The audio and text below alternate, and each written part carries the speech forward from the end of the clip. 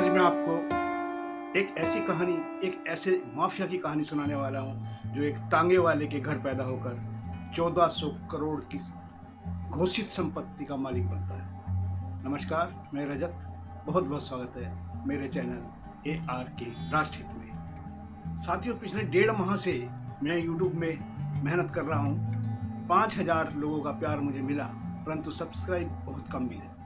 मेरा निवेदन है, आप पहले सब्सक्राइब करें, फिर आगे ये वीडियो देखें। धन्यवाद। आगे चलते हैं अपनी कहानी में। तांगे वाले का नाम होता है फिरोज अहमद। प्रयागराज के जखिया मोहल्ले में फिरोज अहमद के यहाँ एक बेटा जन्म लेता है।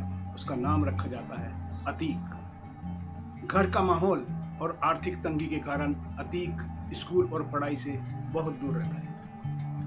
अतीक ने अभी अपनी जवानी में कदम भी नहीं रखा था कि 17 साल की नाजुक उम्र में वह पहला मर्डर करता है। पहली हत्या करने के बाद प्रयागराज के माफिया चांद बाबा के गिरोह में शामिल हो जाता है। उसके बाद चांद बाबा के साथ कई हत्याएं, लूट, फिरौती, कब्जा, कई गैर कानूनी कामों में अतीक का नाम होता है। अब तक अतीक का खौफ काफ़ी बढ़ जाता है और उसका छोटा भाई अशरफ भी उसकी पद चिन्हों पर चल पड़ता है। अपराध की दुनिया में अपराध करने के साथ साथ वह सजातीय गरीबों को पैसों से, आर्थिक तंगी से परेशान होने वाले, उससे मदद मांगने आते, उनको भी मदद करता, जिससे वो उनकी जय जयकार करते। उस जय जयकार के नशे में अतीक के दिमाग में राजनीति में प्रवेश करने की ललक लगी। राजनीति में जाने का विरोध चांद बाबा काफ़ी करते थे, बहुत कड़ा विरोध किया, तो उसने चांद बाबा को भी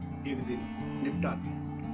राजनीति और समाज से संबंध बनाकर 1991 में अतीक पहला चुनाव लड़ता है और भारतीय जनता पार्टी के रामचंद्र जायसवाल को 15,743 वोटों से हरा देता है। इलाहाबाद पश्चिम से विधायक बनकर अतीक विधानसभा पहुंच जाता है।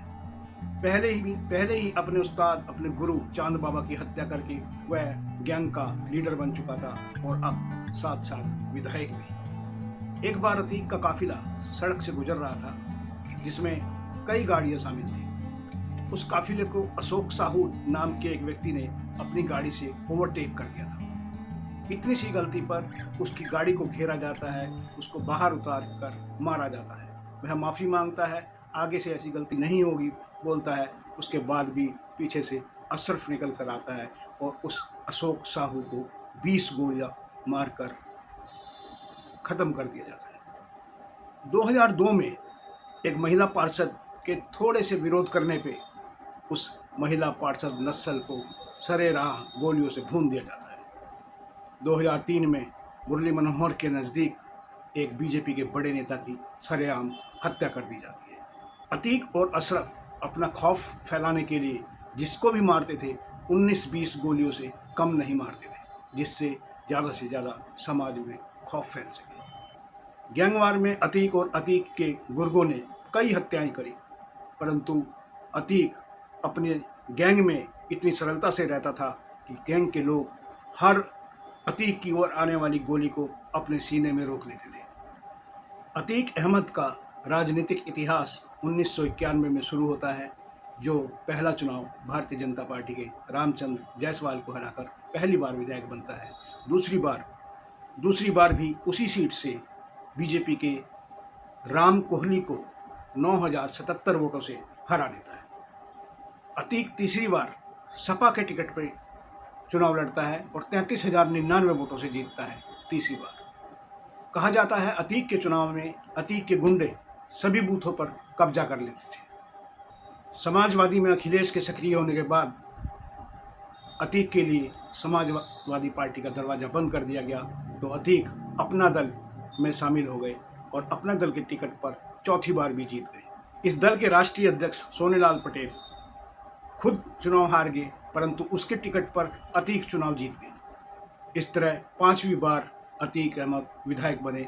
अब 5 बार विधायक रहने के बाद सांसद बनने की लालसा अतीक के मन में जाग उठी। 5वीं बार विधायक का चुनाव जीतने के बाद मुलायम सिंह यादव को लगा कि जहां अतीक रहेगा वह वहीं से जीतेगा और उसे अजय मानकर समाजवादी पार्टी में फिर शामिल कर लिया और फूल फूल लोकसभा के चुनाव लड़ने का टिकट अतीक को दे दिया। फूलपुर लोकसभा में अतीक का मुकाबला कर रही थी बसपा की केसरी देवी पटेल। केसरी देवी पटेल को अतीक ने 64,347 वोटों से हरा दिया और संसद पहुंच गए। अब ये माफिया अतीक माननीय सांसद बन गए। अतीक के सांसद बनने के कारण इलाहाबाद पश्चिम की विधानसभा सीट खाली हो गई। वहाँ पर उपचुनाव होता है तो अतीक अहमद अपने भाई अशरफ को वहाँ से चुनाव लड़वाते हैं। सामने थे बसपा के राजू पाल। अशरफ चुनाव लड़ता है पर इस बार उन्हें हार का मुंह देखना पड़ता है। राजू पाल अशरफ को विधानसभा चुनाव में हरा देता है। अतीक को ऐसा लगता है जैसे अशरफ नहीं, मैं ही हारा हूँ, क्योंकि वो 5 बार की अतीक अहमद की जीती हुई सीट थी। इस अपमान को अतीक बर्दाश्त नहीं कर पाता और राजूपाल की हत्या का प्लान 25 जनवरी 2005 में राजूपाल विधानसभा से अपने घर लौट रहे होते हैं काली कॉलिस गाड़ी से। उनके पीछे 6 किलोमीटर तक उनका पीछा किया जाता है और कई राउंड फायर किए जाते हैं। राजूपाल को 12 गोलियां लग चुकी होती है, परंतु वे अपने सांस नहीं छोड़ते। उनके 2 साथी हिम्मत करते हैं और गाड़ी छोड़कर राजूपाल को टम्पू में लेकर अस्पताल की ओर दौड़ते हैं, परंतु अतीक के गुंडे उस टम्पू को भी घेर लेते हैं और 7 गोलियां राजूपाल की छाती से सटाकर मारते हैं। 19 गोलियां कुल मारते हैं और इससे राजूपाल ढेर हो जाते हैं। 9 दिन पहले ही राजूपाल की शादी होती है। राजूपाल की विधवा मात्र 9 दिन ही राजूपाल के साथ रह पाई।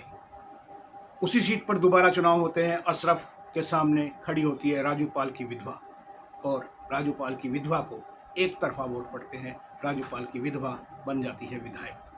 अब माफिया और सत्ता दोनों ताकतें साथ होने पर अतीक का दुस्साहस बहुत आसमान छूता है। लखनऊ में पीजीआई के पास सड़क से लगी हुई एक जमीन जिसके मालिक थे सुशील गुरनामी। वह ज़मीन अतीक अहमद को पसंद आ जाती है और एक दिन अपने गैंग के साथ गाड़ी लेकर उस ज़मीन पर पहुंच जाता है और गुरनामी साहब के सामने बैठकर बोलता है, गुरनामी साहब, आप गाड़ी उठाइए और घर जाइए। आज से ये ज़मीन मेरी हुई। आज के बाद मुड़कर भी इस ज़मीन की ओर मत देखना। गुरनामी साहब डर के मारे चुपचाप वहाँ से चले जाते हैं, परंतु गुरनामी साहब की ना तो पुलिस मदद कर पाती है और ना ही कोई नेता। राजनीति इतनी बुरी चीज़ होती है कि अपनी गद्दी बचाने के लिए महापापियों का भी साथ लेना पड़ता है। अतीक का अंत कई चरणों में होता है। जैसे जैसे धीरे धीरे उसने अत्याचार, हत्याएं, लूट करके 1400 करोड़ रुपए इकट्ठे करे थे, उसी तरह से धीरे धीरे अतीक का अंत होता है। समाजवादी सरकार में एक कांड हुआ था, गेस्ट हाउस कांड, जिसमें मायावती जी के साथ बहुत ज़्यादा अभद्रता की गई थी। उस कांड के बाद इन लोगों का कुछ नहीं बिगड़ता, सरकार इनकी होती है, उसमें अतीक अहमद का भी नाम होता है। चंद दिनों बाद ही चुनाव होता है और भाजपा और बसपा को बहुमत मिलता है। भाजपा बसपा दोनों मिलकर सरकार बनाते हैं और मुख्यमंत्री बनती है बहन मायावती। अतीक अहमद का तमाम रोब रुआब होते हुए भी अतीक के नाम से कांपने वाली पुलिस अतीक अहमद को दिल्ली से पकड़कर लखनऊ खींच लाती है और जेल में डाल देती है।